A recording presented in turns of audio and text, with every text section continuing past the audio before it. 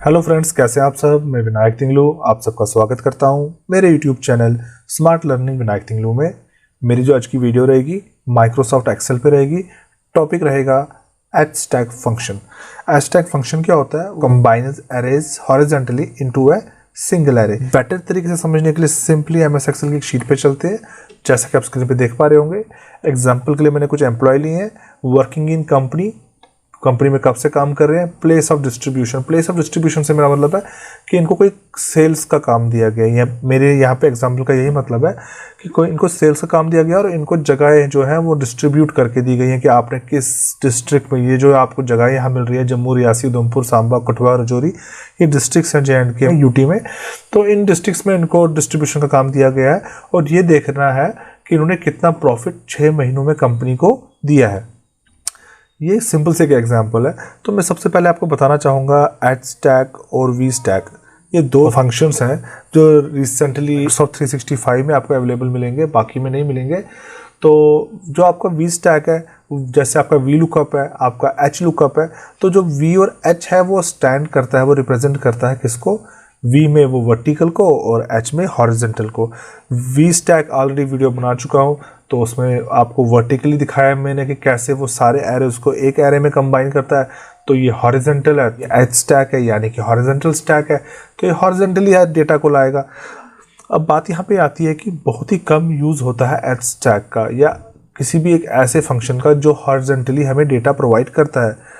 तो मेरे हिसाब से मेरा एक्सपीरियंस कहता है कि हॉरिजॉन्टल डेटा हमें कब चाहिए होता है, या तो हमें किसी चीज़ को कंपेयर करना हो, जो मैं आपको अब भी करके दिखाऊंगा, या तो आपके डेटा में कॉलम्स इतने ज़्यादा होते हैं कि जो बाय डिफ़ॉल्ट आपको ओरिएंटेशन मिलती है पोर्ट्रेट की, उसमें वो फिट नहीं हो पाते। फिट करने के तो बहुत सारे तरीके हैं, आप उसको फिट टू कॉलम्स कर सकते हैं। मैं दिखाना चाहूँगा आपको प्रिंट प्रीव्यू में। यहाँ पे आके यहाँ पे नो स्केलिंग जो आपको ऑप्शन मिलता है, आप यहाँ पे अगर कर देंगे आप fit all columns on one page आ जाएगा, पर साइज़ छोटा हो जाएगा, राइट। या आप यहाँ से भी कर सकते हैं। आप यहाँ पे व्यू में पेज ब्रेक प्रीव्यू, इसमें इस पर क्लिक करने के बाद जो आपको ब्लू लाइन दिख रही है, आप जितना ज़्यादा खींचेंगे उससे भी आ जाएगा। ये भी एक तरीका है, पर इससे भी साइज़ छोटा हो जाएगा। या सिंपली आप प्रिंट प्रीव्यू में जाके यहाँ से सेटिंग्स में जाके 1 मिनट कस्टम मार्जिन पे जाके यहाँ से पेज पे जाके नॉर्मल साइज़ को काम कर सकते हैं। 50 कर देंगे, 60 कर देंगे, तब भी पूरे पेज पे आ जाएगा, पर साइज़ फिर छोटा हो रहा है। पर हमें साइज़ अगर अपने हिसाब से चाहिए, यानी जैसे मैंने भी यहाँ पे कितना साइज़ रखा है, शायद 11 नहीं 9 है, जो इसको मान के चलते हैं। मैं तो नॉर्मली जब भी वर्क करता हूँ मैं 11 ही रखता हूँ, तो यहाँ पे मैं इसको 9 रखा हुआ है, मान के चलते हैं 11 ही है। और आपको सारे कॉलम्स आपके चाहिए पेज पे 11 के साइज़ में, तो वो तो पॉसिबल नहीं है ना पोर्ट्रेट में। तो ऐसी कंडीशन में यूज़ होता है हमारा हॉरिजॉन्टल। हॉरिजॉन्टल का मतलब होता है आपके पेज को लैंडस्केप में प्रिंट दिया जाए।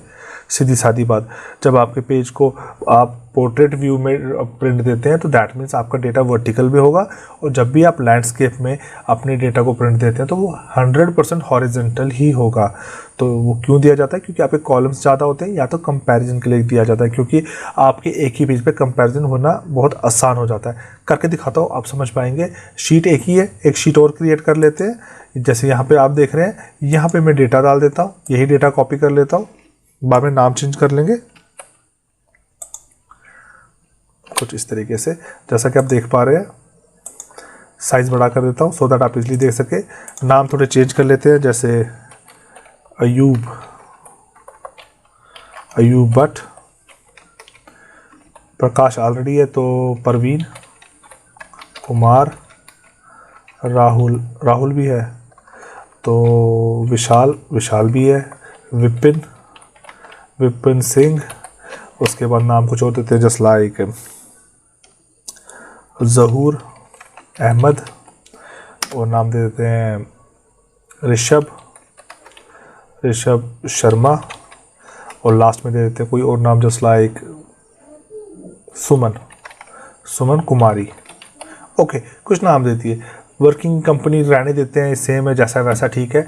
जगहों के नाम चेंज कर लेते हैं, जस्ट लाइक इसको दे देता हूँ मैं पुंछ, इसको दे देता हूँ मैं किश्तवाड़, KSHTW किश्तवाड़। इसको देता हूँ मैं डोडा, इसको दे देता हूँ मैं अनंतनाग, इसको दे देता हूँ मैं कुलगाम, और फाइनली लास्ट में को देता हूँ मैं श्रीनगर। ठीक है, दे दिया। और ये जो अमाउंट मैंने यहाँ पे भरा है ये मैंने ऐसे रैंडमली भरा है। कैसे भरा है ये भी बताना चाहूँगा। इस फंक्शन का भी यूज़ आपको बता देता हूँ मैं। सिंपली मैंने यहाँ क्या काम किया, यहाँ पे मैंने इक्वल टू यूज़ किया था, रैंड बिटवीन यूज़ किया था। मिनिमम नंबर क्या रखना चाहता हूँ, मिनिमम रखना चाहता हूँ मैं 3695, ठीक है।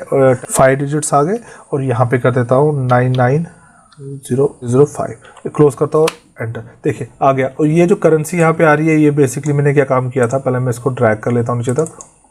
ये मैंने करेंसी कैसे ली थी, ये करेंसी मैंने यहाँ पे करेंसी पे क्लिक किया था। यहाँ करेंसी आप कोई भी यूनाइटेड स्टेट्स के लेंगे तो डॉलर का साइन आएगा, इधर क्लिक करके अगर इंग्लिश इंडिया लेंगे तो रुपी का साइन आएगा, ठीक है। ये डेटा हमारे सामने क्रिएट हो चुका है, पर ये फार्मूला है तो इसको मैं सबसे पहले कॉपी करके पेस्ट स्पेशल करता हूँ सो दैट कि ये फार्मूले से एक नॉर्मल डेटा में कन्वर्ट हो जाए, यानी कि टेक्स्ट में या नंबर में आ गया हमारे सामने।